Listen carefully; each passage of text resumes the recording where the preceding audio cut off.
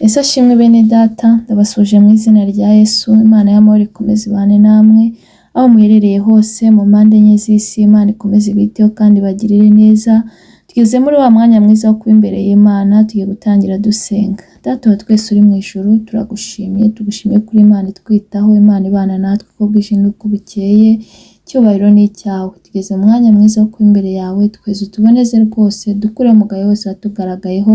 Mu izina rya Yesu Kristo, ukimara kutubabarira usubane natwe muri umwanya wo kumva ijambo ryawe. Twemerere ijambo ritubere impamba muri urugendo, rigira aho ridukura naho ritugeza. Icyo twanze ni ukora kwa Satani n'ingabo ze. Mu izina rya Yesu Kristo, tumenye Mwuka Wera kugira ngo aganze ategeke mu ruhande rwacu, ntaba ari twe, ahubwo izina ryawe rishyirwe hejuru ubu n'iteka ryose. Amen. Tugiye gukomeza dusoma ijambo ry'Imana dusanga mu Kubara ibice 23 umurongo wa 19 kugeza ku murongo wa 20. Reka nsome mu izina rya Yesu. Imana si umuntu ngo ibeshye, kandi si umwana w'umuntu ngo yicuze.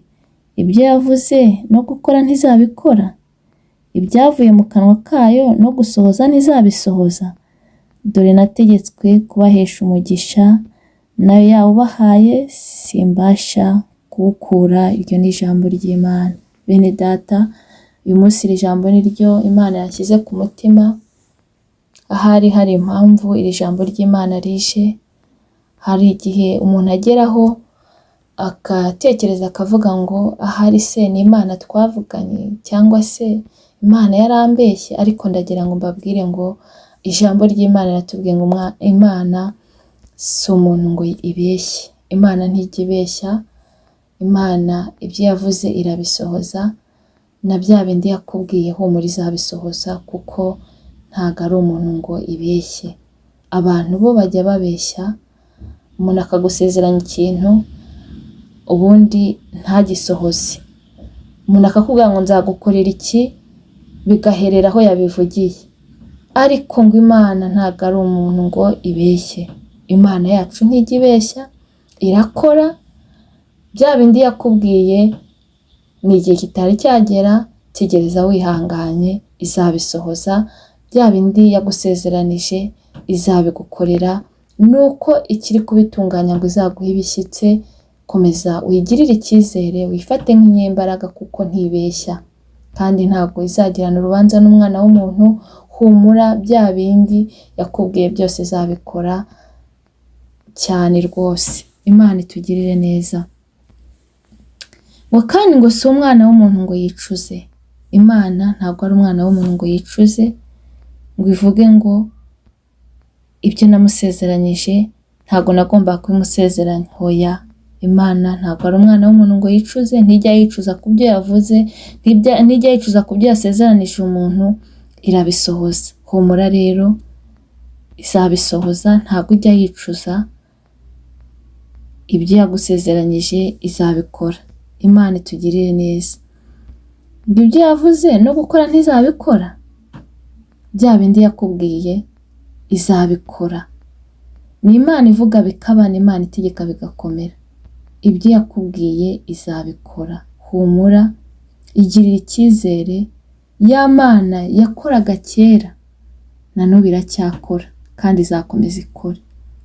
Ya Mana yavugaga kera na n'ubu iracyavuga kandi izakomeza ivuge. Ni Imana idahinduka, ni itangiriro n'iherezo, ni Alpha na Omega. Uko yari iri kera na n'ubu niko ikiri, uko yakoraga kera na n'ubu niko igikora. Ntabwo igihinduka, ntigihindurwa n'ibihe. Imana yacu ihora ari Imana ibihe byose. Humura rero, ibyo yakubwiye izabikora.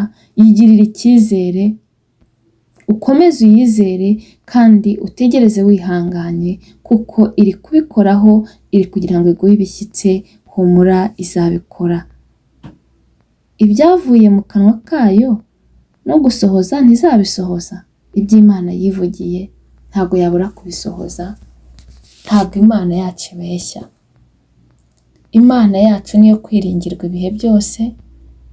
Imana yacu ni Imana ibana natwe mu bihe byose. Ntabwo yabeshya umuntu, kandi ntabwo yagirana urubanza n'umwana w'umuntu. Niyo mpamvu nkwinginga kugira ngo wowe warucitse intege, wowe watekereza gukumva Imana yarakubeshye, wowe wibazaga niba waravuganye n'Imana, Imana yacu ntibeshya.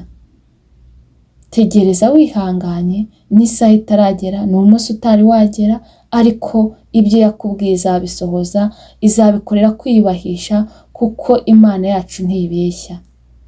Imana itugirire neza. Bene data, hari igihe umuntu aba mu kigeragezo cyangwa umuntu akaba mu kibazo, agatekereza akivovotera Imana, akavuga ati Imana, atari si we navuganye nawe, atari si we navuganye nawe ti, cyangwa umuntu yamvangiriyeho arambeshya, cyangwa se waranyibagiwe. Hari abantu bajya bagera muri icyo gihe umuntu akavuga ati Imana abanza yaranyibagiwe, ariko iracyakwibuka kandi irinda ijambo ryayo kugeza irisohoye. Kugeza risohoye iraririnda iryo yavuze kugeza ikoze icyo yakubwiye. Humura rero, wikitotombera Imana, wikiheba mu mutima ngo uvuge ngo Imana ngo yarakwibagiwe, wivuga ngo Imana ngo yarakubeshye. Hoya Imana yacu ntibeshya, ibyo yakubwiye no kubikora izabikora. Kandi urabizi neza, nanjye ndabizi ko nta kinanira Imana mu gihe cyashyizweho. Nta kinanira Imana. Imana izaza iguhe urubyaro, Imana izaza igukiza ubwo burwayi, Imana igiye kuza igukure mu kigeragezo, Imana igiye kongera iguha ubuzima bushya. Humura, Imana yacu ntibeshya, iyo mwavuganye izabikora, kuko ntigihinduka, ihora ari Imana ibihe byose. Imana itugirire neza. Ngo dore nategetswe kubahesha umugisha, nayo yawubahaye simbasha kuwukura. Imana itugirire neza. Bene data, Imana yacu umugisha itanga ntabwo ijya yongeraho umuvumo, kandi iyo Imana ihaye umuntu umugisha nta muntu n'umwe ushobora kuwumwaka. Imana niguha umugisha ntawe uzawukwaka, uzawubamo uwishimiremo, kuko Imana yakugejeje mu gihe cyawe. Humura rero, umugisha Imana yaguhaye ntabwo ushobora kuwukurwaho n'undi muntu. Uzawunezererwamo, ubemo, kandi bane nawe muri wo, wishime uri kumwe nayo, nta n'umwe uzagukuraho umugisha wawe. Ndabinginga bene data munkurikiranye, kugira ngo mufate Imana nk'inyembaraga, muyiringire, kuko Imana ni imbaraga zacu, ni umufasha utabura kuboneka mu makuba no mu byago. Imana ibana natwe ibihe byose. Yiringire rero, wijya kure, wikitotomba, wikiheba. Imana mwavuganye izabisohoza, kandi izabikorera kwiyubahisha. Ni igihe kitari cyagera, komeza utegereze wihanganye, kugira ngo uzabona ibyo Imana yagusezeranyije. Imana itugirire neza. Bene data rero, ndagira ngo mbabwire ngo mu gihe umuntu aba arimo ategereje ibyo Imana yamubwiye, ni igihe kiba kigoye, kandi ni igihe gisaba imbaraga. Ndabinginga kugira ngo umuntu nkurikiranye asabe Imana imbaraga, kugira ngo akomere mu gutegereza, kugira ngo azagere ku isezerano rye. Igihe cyo gutegereza ibyo Imana yagusezeranije kiraruhije. Abantu benshi bivamo, abantu benshi bagatera Imana umugongo, abantu benshi bagatsindwa kandi benda gutabarwa. Ariko wowe ugize amahirwe yo kunyumva, ndagira nkubwire ngo saba Imana imbaraga, kugira ngo ukomere, ukomeze wihangane, utegereze ibyo Imana yagusezeranije. Kuko byaba bibabaje ugeze uri hafi gutabarwa, ariko ukaba utereye Imana icyizere, cyangwa ukajya mu bidafite umumaro, ukajya kwiyandurisha iby'isi kubera ko wananiwe kwihangana. Imana rero nibahe kwihangana, mutegereze, kugira ngo muzahabwe ibyo mwasezeranijwe, nanjye nzahabwe ibyo nasezeranijwe. Bene data, nimugire imbaraga, mukomeze mutegereze Imana mwihanganye, kuko irinda ijambo ryayo, ntago yakubeshya, ntago yambeshya, kuko iracyakora, izabigenza neza, ntago ijya ibeshya. Imana itugirire neza. hari impamvu iri jambo riba rije, kuko abantu benshi nyine bagiraho bagacika intege, bakavuga ati Imana banza yaranyibagiwe, Imana banza yarambeshye, Imana banza itakinyibuka, Imana banza itakiriho. Ariko ndagira ngo mbabwire ngo Imana yacu iracyariho, Imana yacu iracyafite imbaraga, Imana yacu iracyafite ubushobozi, iracyari ku ntebe, iracyayoboye. Ni Imana idahinduka, ni Imana itagipfa, ni Imana itajya ibura uko igira, ibana natwe.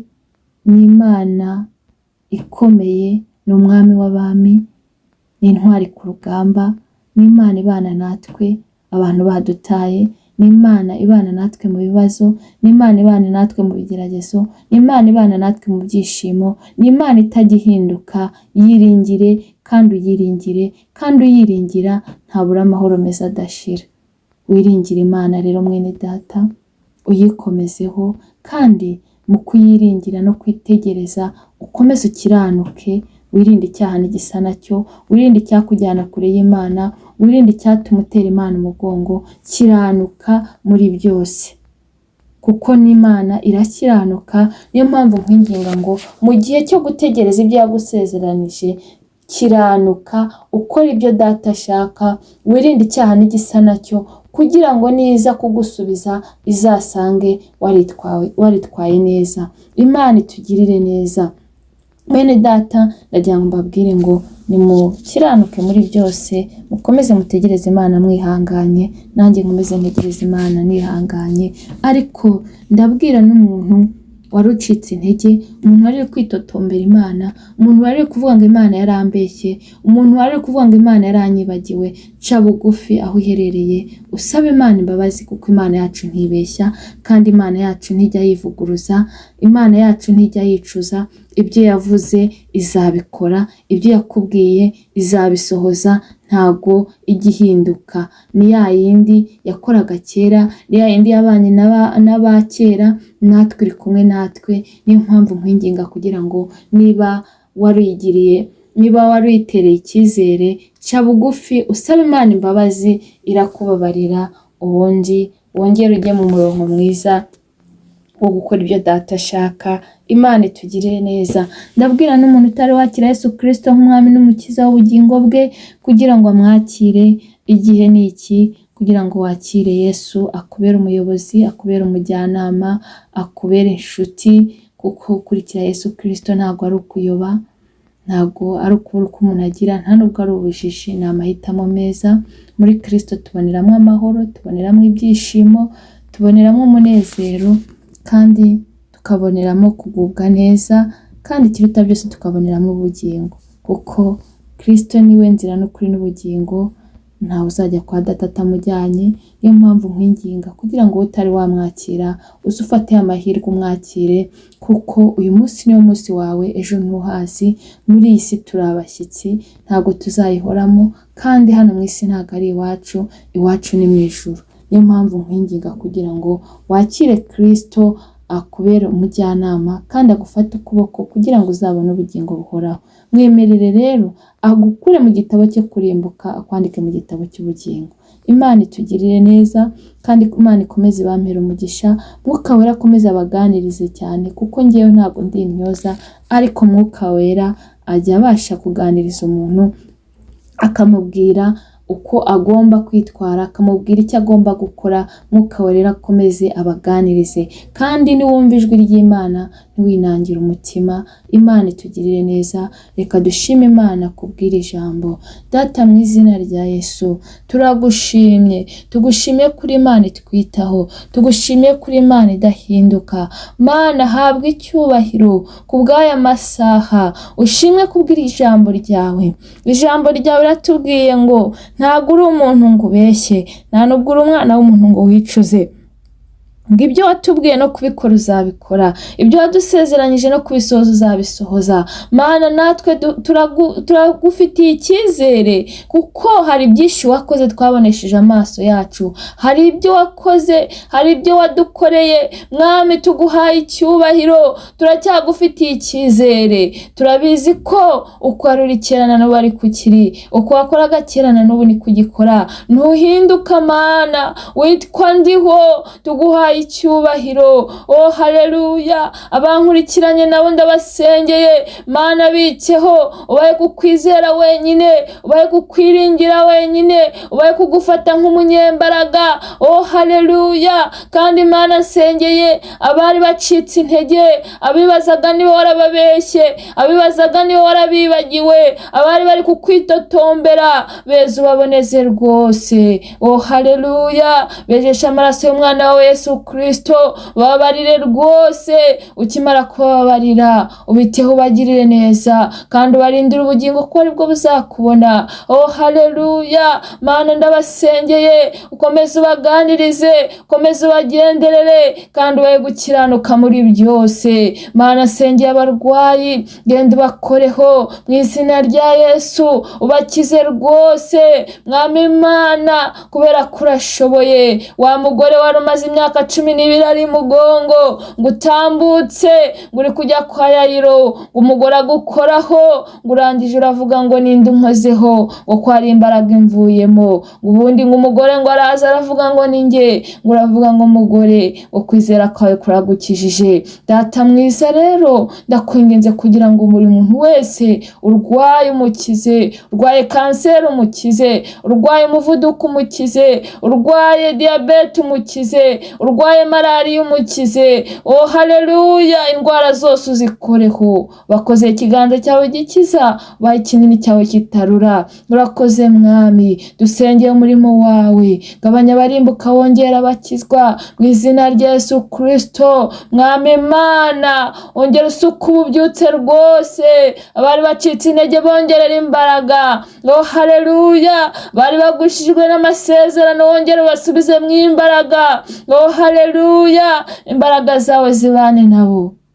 Urakoze Mwami. Dusengeye ababyeyi bategereje urubyaro, Mana biteho bagirire neza. Umunsi umwe ngo Hana ari gusenga, ngo asenga n'umubabaro, ngo ahiga n'imihigo, ngo ubundi ngo urangije ngo uravuga ngo oh haleluya, umuha icyo yasabye. Mana ndakwinginze kugira ngo ababyeyi aho baherereye mu mpande zose, buri wese Mwami umwiyereke. Mwami Mana buri wese wizeye umuha icyo ari gusaba.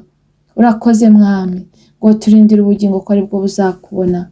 Urakoze ko wabanye natwe muri uyu mwanya. Icyubahiro ni icyawe uniteka ryose. Amen. Mwakoze cyane.